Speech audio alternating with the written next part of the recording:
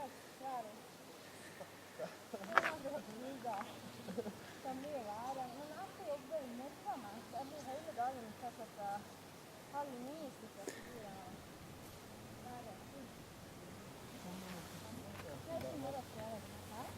Det er en tidligere som tar en. Kan man huske på det? Ja, egentlig kanskje. Det er sånn for jeg har skatt på dårlig sammen. Kanskje ikke samme generasjon.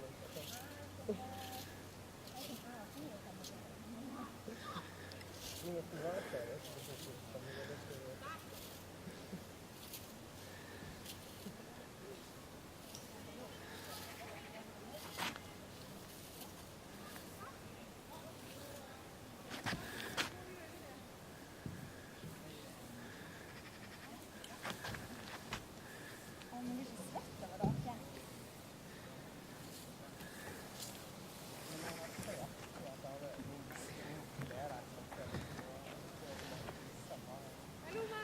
Hallo!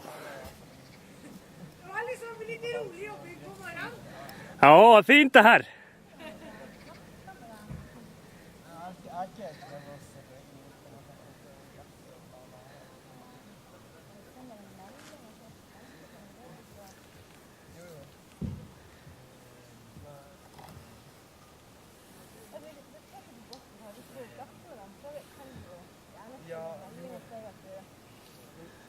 Jeg tenker liksom, jeg har jo gjort det på Facebook. Ja, du har skrevet melding på Facebook? Ja, men så tenker jeg liksom ikke drive sånn spørre hvordan det var. Nei, det er liksom. Men så blir det så, det rykker liksom ganske blir jo. Jeg tror det vil gå en stund, og så blir Norge så normalt igjen. Det er ikke noe man snakker om hver dag, som vi gjør nå. Så når de kommer på skolen, men du skal jo ikke gå i klassen med dem. Ja, men han ene begynner i PC. Ja, men Så ingen liksom ser bare det. passe på dem at de Ja, har tid igjen til hjemme. Nei, men det virker som om han var veldig ok. Ja, men det er jo mor. Det er jo liksom.